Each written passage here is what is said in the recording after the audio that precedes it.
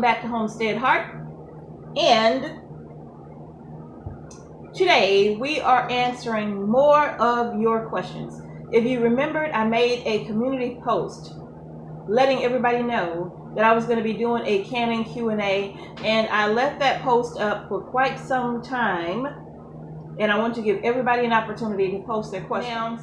Now, some of you asked questions that many of our subscribers who are very knowledgeable, seasoned canners, and they know this stuff, and they jumped right in and answered so many of your questions. So thank you all so much for doing that. I really appreciate that, and I'm sure the person who asked the question, I'm sure they appreciated you diving right in and helping them as well.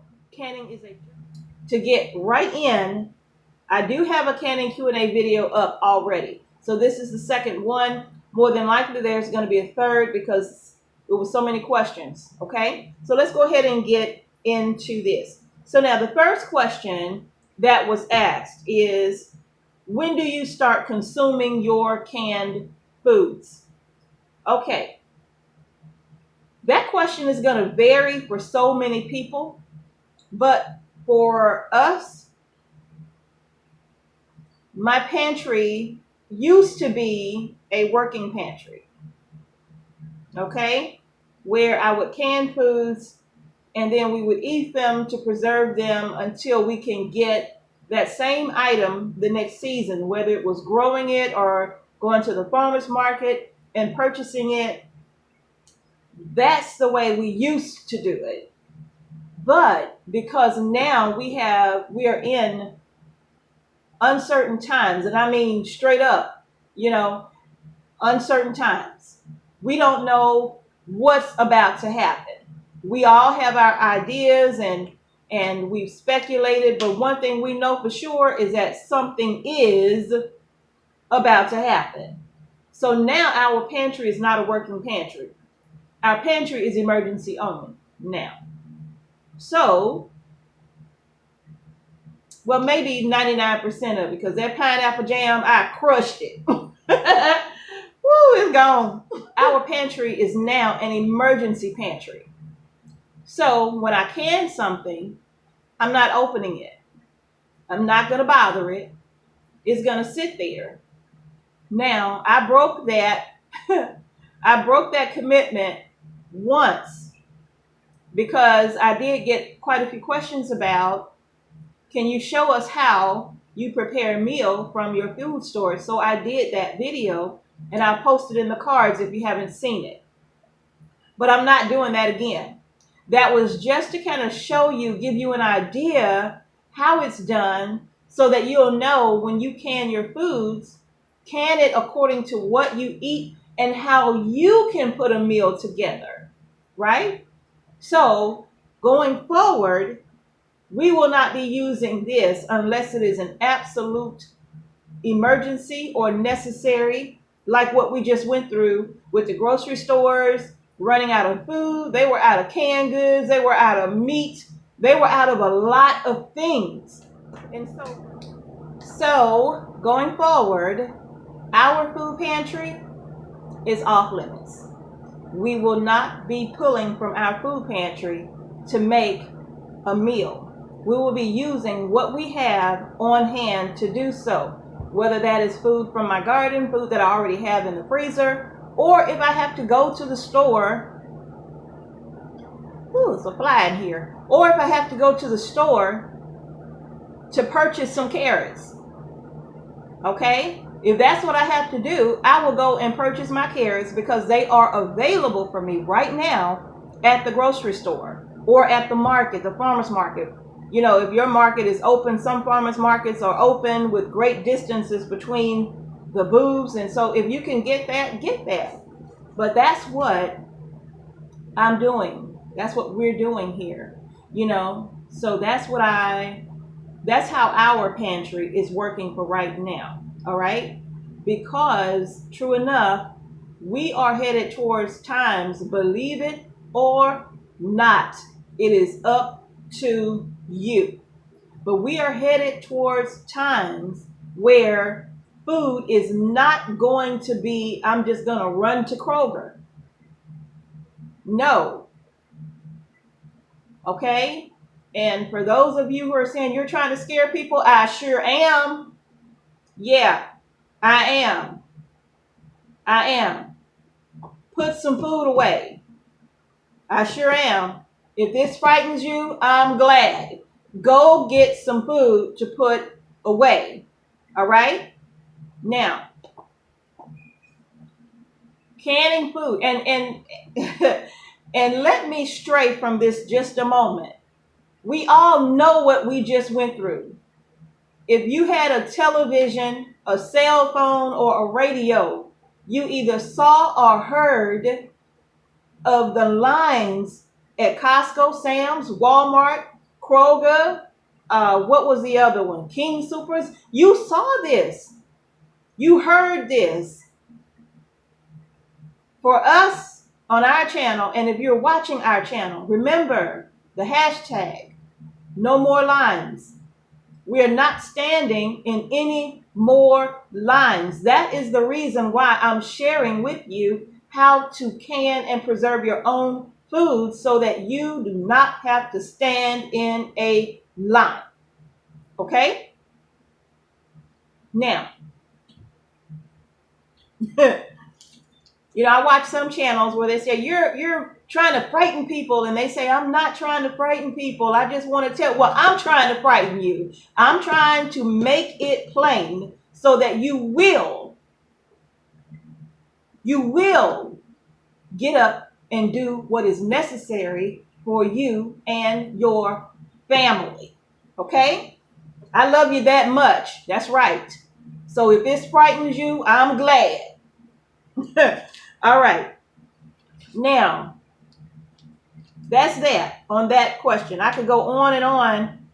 I could go on and on about that, but I'm not. I got a lot of questions addressed. And it says, I don't have a garden. Can I can store-bought foods? Right?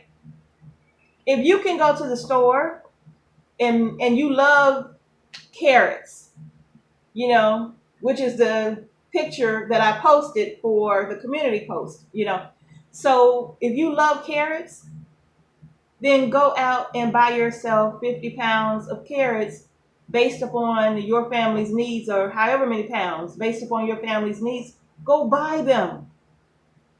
Go buy them. Follow my video on how to can carrots and can them. Okay? Go do that. It doesn't matter. If you don't have a garden, the most important thing is having food. That's the most important thing, is being able to feed yourself and your family. All right? So yeah, you can go buy chicken breast or chicken legs, chicken thighs, turkey, beef. Go buy it. Lamb, go buy it. Go buy it and can it. If that's what you want, go do that. If you don't have a garden, it's okay. You can do that. Okay? I've done it. I've done that. Just go and buy chicken legs, or go and buy corn, go and buy peaches, go and buy grapes and can it. Yeah, I've done that. You can do it. Please, by all means. The goal is to have the food to feed yourself. All right? Okay. Are there any foods that you wouldn't combine together in a jar? I can't think of any right off the bat, I can't personally think of anything because I haven't canned everything. I pretty much stick to canning what we like, So there are tons of recipes that are out there that I haven't tried and probably will not try because I might, it just depends. We might not eat that food. That just might not be something that we want or even like. So if it's something that I wouldn't eat anyway, I really can't tell you. Like somebody asked about canning collard greens or mustard greens, things like that. I don't eat those. None of us like those. We do not like mustard greens, collard greens. We don't eat that. So I'm not the person to tell you how to can it because I don't even eat it, let alone can it, right? I've never even cooked collard greens, mustard greens. I've never even cooked it. So I don't know if you can it. You might have to do your research on that. All right, okay. Can you can milk? Yeah, you can. And I'll show you how to do that in a future video. It's not difficult at all. It's not difficult at all. If you don't have access to raw milk from a cow, you know, when I say that, raw milk directly from your cow, or a farmer who sells raw milk, and they have to disguise it as pet milk because in some states it's illegal to sell it as raw cow's milk for human consumption. You have to sell it as pet milk. So if you have access to that, you can it. Or if you have to buy it, buy the best milk that you can buy. Please, you know, I will go and buy the great value butter to can, but I'm not buying the milk. Okay? So buy the best milk, the best organic milk that you can buy, and then can it. That's what I would advise as far as canning milk, okay? Is it okay to can leftovers from a recipe? Absolutely. Absolutely, it's okay, depending on what it is. Now, again, I can't tell you about collard greens, but I can tell you that my son, I don't eat beef, but my son was here and he had a huge beef brisket, I think it was.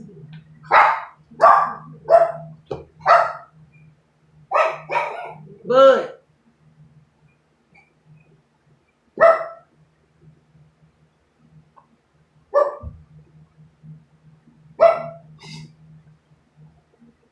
My son had a huge beef brisket and he cooked it. He puts it in a big stock pot and he cooks it real low and slow. Boy, if you don't stop, he cooks it. He tested my patience. He cooks it low and slow for hours. And then he takes it out and does everything else that he's going to do with it. But in this huge pot, there are potatoes. Oh, that's me. Jax, that's me beating on the table with my elbows. It's my fault. It's my fault. That's a good boy. Come here, boo. That's a good boy. It's all my fault. Gotta be careful. So once he finishes with it, in the pot, there's a lot of broth left over with potatoes, onions, bell pepper, carrots, and it's a nice hearty broth, okay? It's real thick. And I take it out of the pot, and I politely scoop it in my jar. Let me show you. So, okay, so this is the broth right here from the beef brisket that he made. You know, everybody does things differently, but, you know, from the looks of it, it was very tender.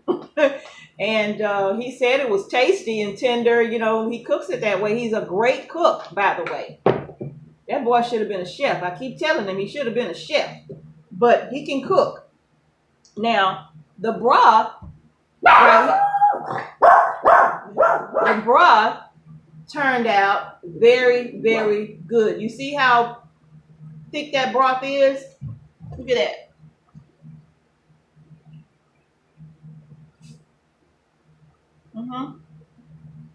I just did this on the 22nd. So I got several pints from that because this will go good over rice. Yeah, it'll go good over that rice I can. Now, so when it comes to leftovers, depending on what it is, it can be stew, it can be soup, it can be chili, it can be corn, it can be a number of things. If it's meats, something with meat in it, you have to process it for the time that you would process the meat. because this was beef broth that may very well have little bits of beef in it, I processed these pints for 75 minutes as though I actually had the actual beef inside, just to make sure that it was going to be safe to eat. So I processed them for 75 minutes. Okay. So yes, next question. Do you reuse your lids? If so, how many times will you reuse a lid? I absolutely reuse my lids. Yes, I will. Not telling you to do it, but I certainly will do it. If I can take a used lid, compare it to a lid out of the box, and there is no difference, I will wash that baby right up. I will put it in a Ziploc bag that says used lids. And I will put them in that bag and I will put them away. That way when I go and open them, I'm going to re-inspect them again to make sure that they are in good condition. All right? Now, I probably won't reuse it more than once. And the reason why I say that is because if I have pressure canned an item, depending on how long it is set on the shelf, you know, there are different variables here. Because if I can some chicken and it's been in my pantry for a year and a half, I'm probably not going to reuse that lid. But if I can something and it's been sitting on the shelf for 6 months and when I open it up, the lid looks as beautiful as it did the day that I canned it, yeah, I'll probably use it. If I can jam and it's been 6, 7 months since I canned the jam, but when I open it, the lid is still beautiful, yes, you have to inspect the lid. I always compare it to a new lid. And if it looks like the new lid after I wash it up, if it looks like the new lid, I'm going to keep it and reuse it. But I probably wouldn't do it more than once. Where do you store your canned foods? I store my canned foods in my pantry. If you got a food pantry, put them in the pantry. If you have kitchen cabinets where if you would buy canned goods, you go to the store and you buy a can of green beans and you put it in a cabinet. Well, if you can a jar of green beans, put it in a cabinet. All right? You store your canned goods wherever you can. Now, somebody asked the question. Let me see if I have it here. Because it's in relation to this. Okay, so I don't have it written down, but I'm going to address it. Somebody was concerned about canned foods and where to store them. If you don't have a lot of space, let's say your pantry is full from the foods that you purchase at the grocery store, or your cabinets is full, or you have a small kitchen and you don't have a lot of cabinet space, where can I put my foods? Now, you have to be creative. You can take your jars, you can put them back in the boxes that they came out of. I don't have one here. You can take the jars, put them back in the boxes that they came out of. Slide those boxes underneath a bed. Yeah, slide them. I've done that before. Slide them under the bed, until you can get shelving or something that you might need. Okay? I don't know like what your kitchen looks like, but can you install, those shelves that just kind of go around the wall? It's just one shelf with those little L brackets that you have to put into the wall and you anchor them in with the little anchor and the screw that comes with them. Put those in and you can have jars going around the shelf in the kitchen or in a laundry room or in a bedroom even. What? A bedroom? Look, yeah, wherever you can. If you have an extra bedroom, use your extra bedroom, right? Use it. use whatever space that you can find. You can be creative, all right? But if you really are in a small space and you don't have a lot of room, put those jars back in the boxes that they came out of. Start pushing them under beds. Put them in your closet, on the floor of your closet. You can put your, you know how you can buy the little, what you call them? The shoe things that hang on the closet door? Buy one of those. Put your shoes in those. Use the floor space in the closet to put your jars in. Okay? I don't advise stacking them in the box where you got the weight of the box full of jars with product in it that's heavy. I don't advise doing that. But if that's all you can do, you got to do what you got to do. Okay? Well, we have this saying, make it happen, Captain. Right? Be creative. Be creative. But make it happen. Okay? Look around. Do you have pieces from room to room that you can do without? Do you have these big pieces of furniture that you can do without? Think about it. Curio cabinets, things like that. Can you do without it? Do you need the curio cabinet? Can you take it down? Or even take the whatnots out of the curio cabinet and use the curio cabinet as a storage space? Be creative. Look around. See what it is, because I know we all love our pieces of furniture. But is there anything that you can simplify, move it out of the way, so that you can have room to put your food, right? Because you can't eat the whatnots. Okay? You're going to have to get into survival mode. You have to kick into survival mode. All right? It's about surviving right now. You can't eat the whatnots. All right. Can you leave the bands on? I think I've answered this question before, but I'm going to answer it again. No. Take the bands off. I have a video on false seals. You do not want to have a band screwed down tight on here. The seal breaks. You don't know it, but because that band is on so tight, it pulls the seal back in place. Once that jar is unsealed, that jar must go in the refrigerator. But if you don't know about it, well, guess what? You grab this in an emergency, you got some spoiled food on your hand that you can't even eat. Remove the bands. Check your jars. I check mine on a monthly basis. I just go through popping. Check your jars on a monthly basis to make sure that they are all in good condition and seals are in place. All right. When should I use wide mouth lids versus regular mouth lids? For those of you who don't know, wide mouth, regular mouth. You can see the difference. Smaller openings, larger opening. That is totally up to you. The more you can, you're going to learn what you like best. For me, when it comes to wide mouth jars,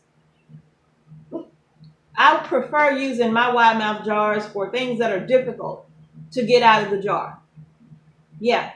If it's going to be difficult for me to get it out and I might have to, put something in to help get it out, like a spatula or a knife or something to help work it out, I prefer the wide mouth jars. If it's something that will just easily pour out, like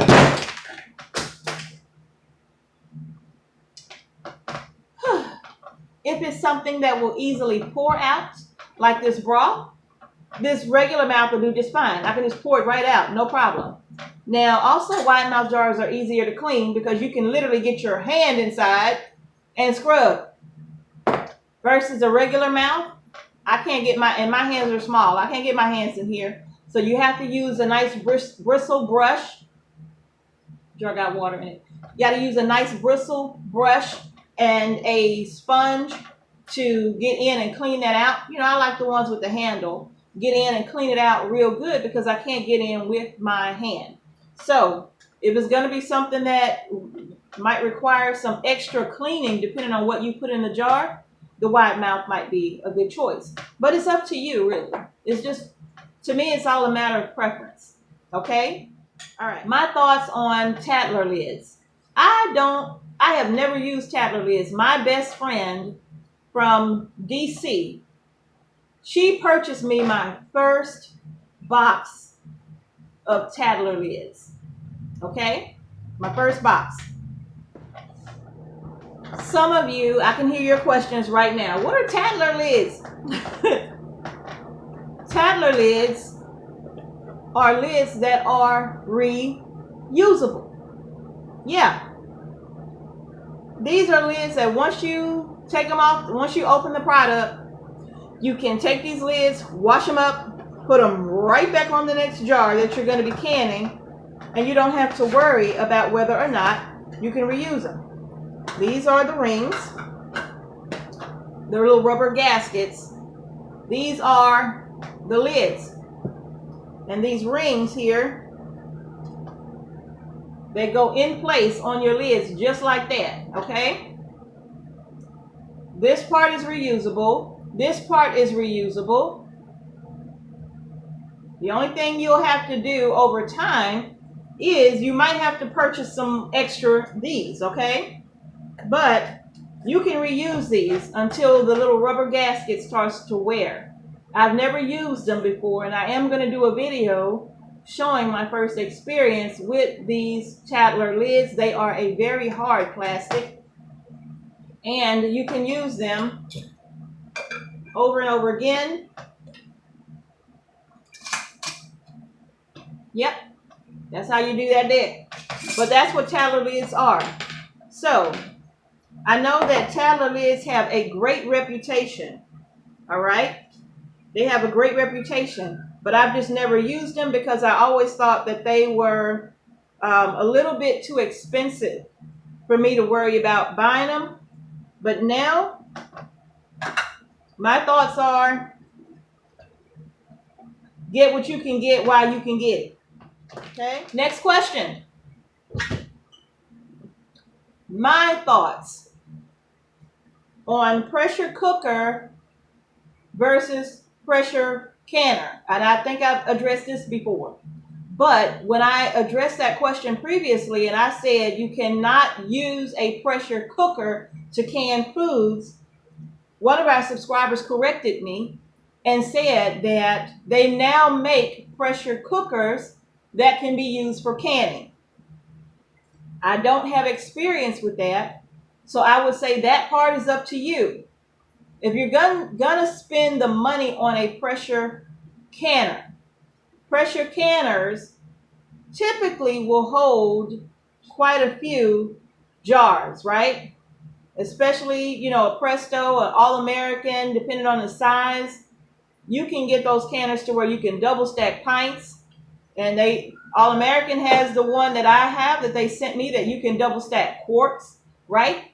So if you can afford to get, or if you can find a pressure canner, go ahead, get the pressure canner and use it instead, because you can get more jars inside of the pressure canner versus the pressure cooker. The pressure cooker seems a bit smaller and doesn't hold quite as many jars. So if you're going to spend the money, get the pressure canner. But I can't tell you how the pressure cooker works. I don't have one and I've never used it. Okay? Next question. I don't have a water bath canner because they are impossible to find right now. Can I use a large pot to water bath can my product in? The answer is absolutely you can. You absolutely can do that, okay? But you don't have a rack to put in the bottom. What are you gonna do? Because you can't even find a rack because the jars cannot sit flat on the bottom of that pot. The water needs to be able to move underneath your jars, okay? So what are you gonna do? I'm gonna show you. Okay, now we're gonna say that this is your large stock pot. I'm not using a large stock pot because I want you to see what I'm about to do, okay? This is the bottom of your large stock pot, and you are canning pints, all right? If you were canning quarts, it'll be the same thing. What's gonna matter is the width of the mouth of the jar. If it's a regular mouth or a wide mouth, is gonna make a difference, and I'm gonna tell you why. So now let's just say that you're doing regular mouth jars. So I'm gonna take some rings. I got plenty of extra rings here from other canning jars, right? I'm gonna take these. You see these? The way that you would screw these on is the way you would sit them down in the bottom of your pot, all right?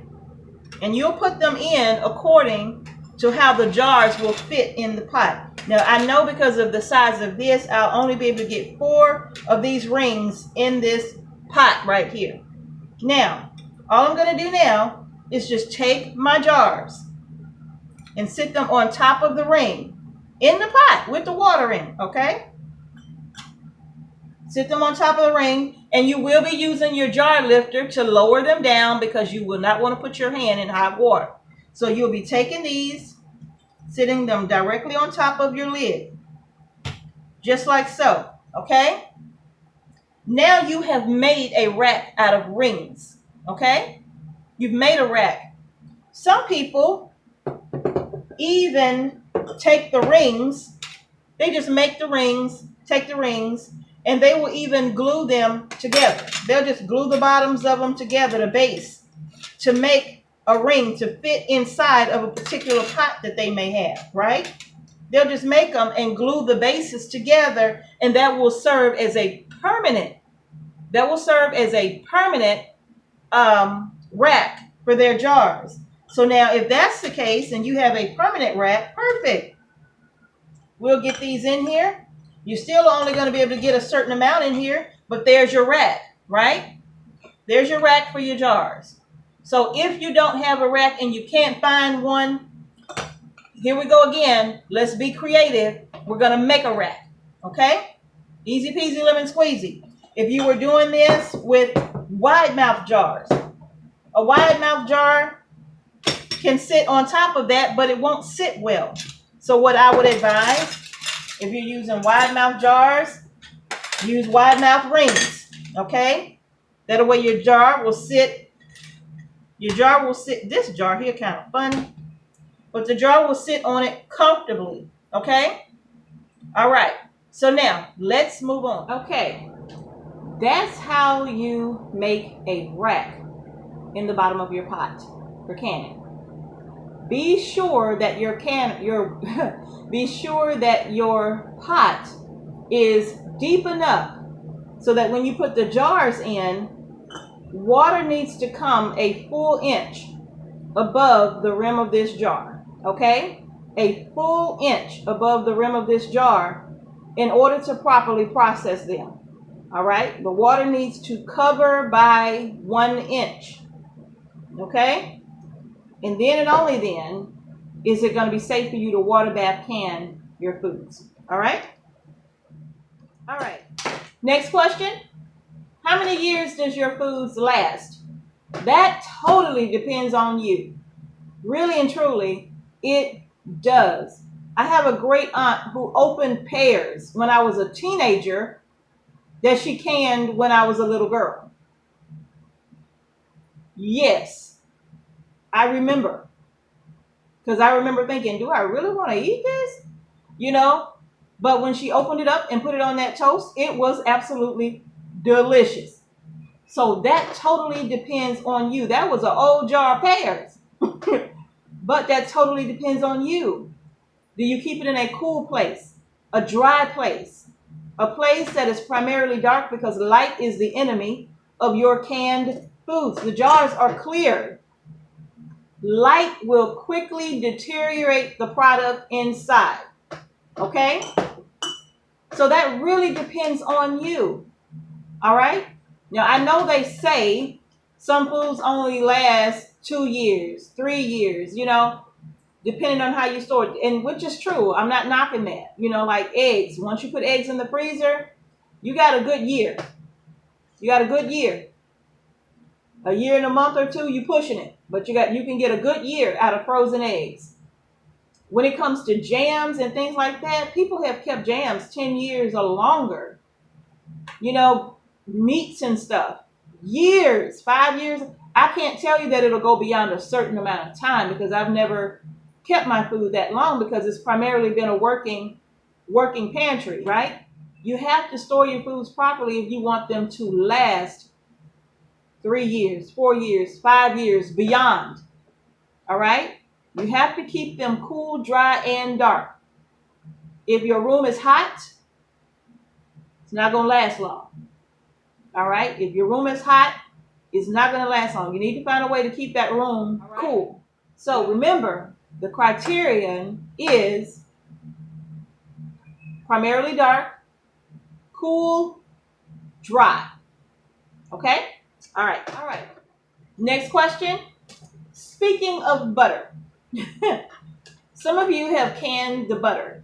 You followed the recipe that I did in that canning butter video, and you said my butter is still not solidifying. Why? One thing is, y'all, the weather plays a big part in your butter solidifying. That's why if you can it in the winter, it solidifies just like that. In the summertime, it takes a little bit longer. So what can you do? Once your jars are cool, once they're cool and they're still not solid, put them in the refrigerator and go back to them every 15. Well, because it's in the refrigerator, depending on how cold your fridge is, I would say check on them every 10, 15 minutes. But go back in the fridge, each jar. Put it back in there, close it up, come back in 10, 15 minutes. After an hour, your butter should be nice and solid. Depending on your refrigerator, it may be 2 hours. But during the summertime, even I have that problem when it's hot and humid. My butter will literally be soft on top and you can see the liquid. So I will put it in the refrigerator to get it to solidify. And I will leave it in there for a couple of hours once it is solid. And then I'll take it and put it on my pantry shelf. And it's pretty much good after that. So that is a quick way to go ahead and get your butter to solidify. Next question. Do you dehydrate foods? Of course I do. Tomatoes, peppers, bell peppers. What else? Bananas. If you buy frozen vegetables, I think I got some of that in there too. Frozen mixed vegetables with the carrots, the corn, the peas, and all of that. I dehydrate that too and put it in a nice big quart-sized jar. And when I'm ready to cook it, I can just add it to some water, let it simmer, and it rehydrates itself and season it up and it's good. So yes, I do dehydrate foods, and I will show you how I do that in a future video. Not hard at all. I do have, if you have a food dehydrator, or if you don't have a food dehydrator and you're interested in dehydrating foods, go ahead and look into getting one of those ahead of time, okay? All right, you all, last questions but not least. This one comes from Lead Farmer 73, and then also another subscriber mentioned siphoning. So I'm going to talk about those two things together, okay? All right, now his question is, what if you have too much headspace? The other side of that is, what if you don't have enough? Let's talk about that. Head spacing is very important in the canning process.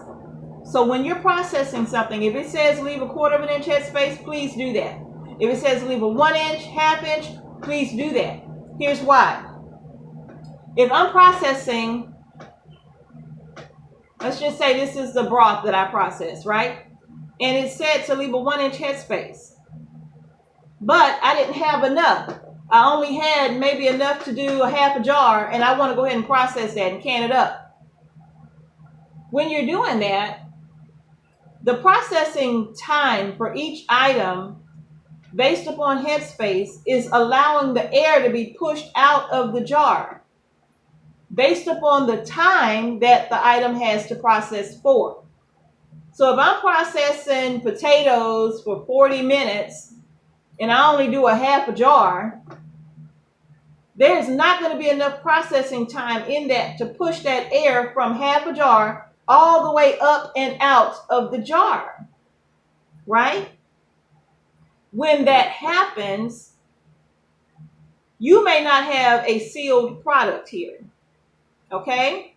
The jar probably won't properly seal, and your food would certainly go to waste, okay? What happens is if you overfill the jar, if it says if it says 1 inch headspace, but you only want to leave a 1/4 of an inch, or you fill it all the way up to the rim, well, that's going to force the product out of the jar based upon what it is. If it's calling for 1 inch, don't do a 1/4 inch, do 1 inch. Because now, during the processing time, it's trying to force air out. But instead of forcing air out, it's pushing the product out of the jar. Air and product is coming out of the jar. And if that happens, here we go again with a false seal. Because once your product comes out of the jar, now around the rim of your jar, you can have particles of food stuck on the rims and underneath the lid on the rims of the jar. Right here, okay? And if that happens, guess what? Your jar may not seal because it's got goop under it. So this lid will not be able to make proper contact with the rim in order for it to vacuum seal. It's got stuff in the way. So in order for this to seal properly, during the canning time or the processing time of your food, air is being pushed out. And that's all you want to come out is air. All right? Once the air is out and you remove the product, there's nothing on the rim or the lid. It can properly vacuum seal itself. Okay? Which is another reason why we make sure we wipe our rims so that nothing will stop this lid from sealing to this jar. Hope I'm making sense.